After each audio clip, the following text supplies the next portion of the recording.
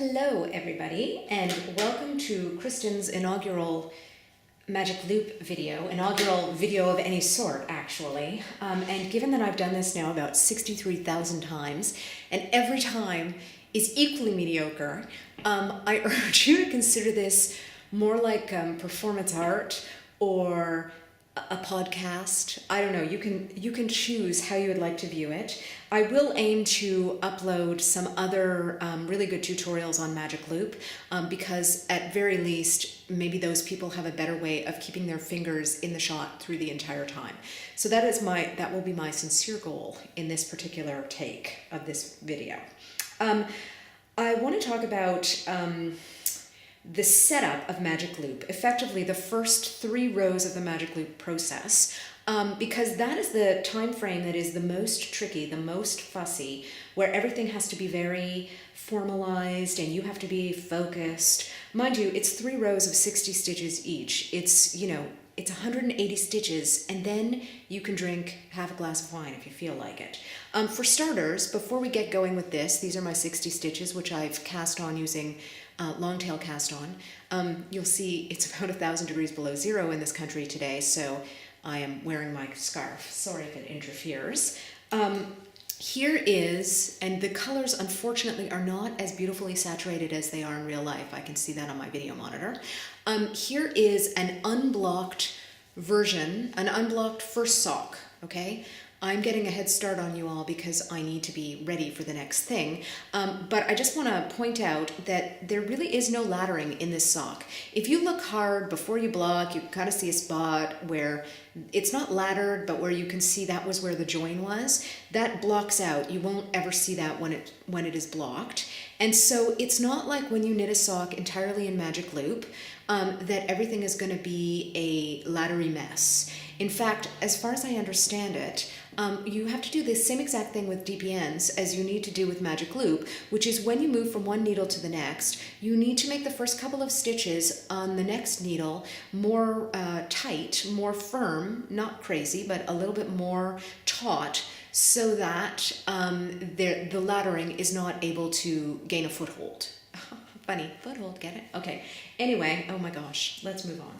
Okay. Here are my 60 stitches. That's what the pattern says if you've had a read through of the pattern. Otherwise, you can just trust me. We start off with 60 stitches.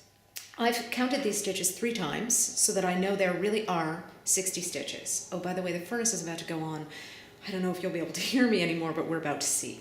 Okay, what I do next is I go to the midpoint of those 60 stitches. So right now, I'm going to go 5, 10, 15, 20, 25, 30.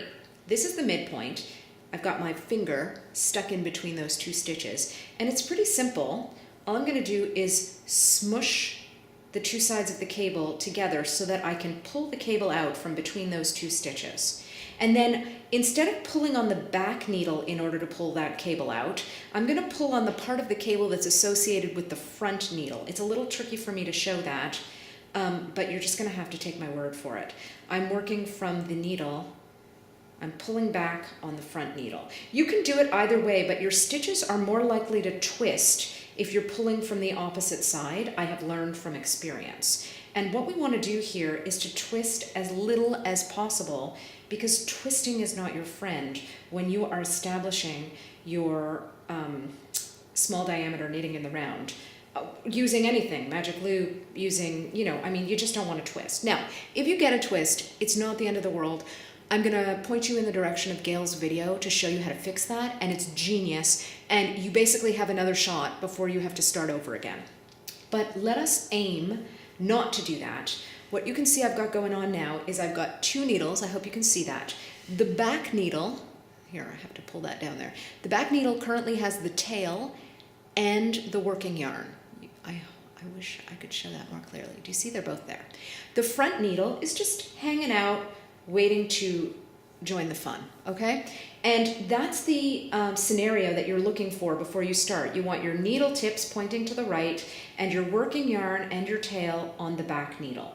And then what you're going to do, and I assure you, you're going to watch a lot of fussiness over the next few minutes, but it's only 3 rows of fussy and then it gets easy. Okay, we're not going to worry about a stitch marker until row 3, but what we are going to do is we are going to, once we are convinced that our stitches are not twisted, and I'm fairly convinced, but you may need to move them around a few times so that you see the loopy parts on the top facing up to the ceiling and these little other bases of the stitches pointing down towards the floor. Okay, so and then what you're going to do is you're going to pull the back needle, the one with the working yarn and the tail, you're just going to pull it out so that those stitches are hanging out on that back needle. And don't worry about them, they're happy there. Okay, and then what you're going to do is you're going to take we're doing knit 1, purl 1, rib. Okay, so you're going to start with the knit 1, and you're going to take both the working yarn and the tail, and for the first 2 stitches, the first knit, you see I knit with the tail and the working yarn, and the first purl, because it's going to help to solidify the join. Okay, that join's going to take a couple of rows to pull itself together, but that's a good way to start. Then what you're going to do is figure out which is the tail and which is the working yarn, and then you're simply going to keep going, knit 1, purl 1, until you get to the end of this needle's worth of stitches, which, as you know, is 30 stitches. And it's going to take a while because you have to consider that when you start the process of knitting, as you can see, I am a British knitter, not a continental knitter, which is kind of an irony since I am a left-handed person and I don't seem to be able to get the rhythm of continental knitting, but whatevs. As you start, it's slow, especially when you are working on knitting into the cast-on stitches, because you don't want to drop those first stitches or you're kind of in rough shape. You really sort of have to start again or have workarounds. And so you want to be kind of slow and deliberate as you're establishing these first 3 rounds, but recognize that what you see right now, and it's not about, oh, I need to be the fastest knitter, knitting is all about its fastness, but what you do want to determine is that you are being as efficient as possible. And the way you can be efficient is by making sure that everything's in really nice shape. Ooh, gotta get through that stitch from the get-go. Okay, so I promise you we're almost at the point where we're going to move from one needle to the other. So we're not at the beginning of the round. That happened 30 stitches-ish back. But we are at the point where we're going to go from one needle to the next. So my final stitch here, stitch 30, is a purl. And then what I'm going to do is I'm going to make sure, once again, my working yarn is always associated with the back needle.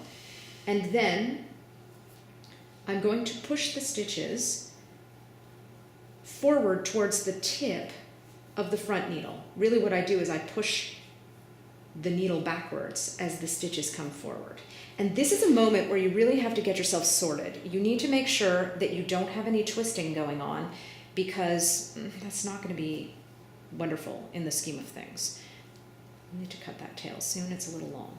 So I'm just sorting myself out. I'm taking the time. You can see on the back I've got some stitches happening. On the front I'm still at my cast on row. And I believe, podcast, I believe that these stitches are potentially twisted. So I need to take a moment and really sort it out so that I'm not going to be in bad shape by the time I join at the beginning of row 2. Okay, so I think it's good. Again, I've got to work around if in fact I find myself with twisted stitches. I'm pulling out some more yarn, and here we go.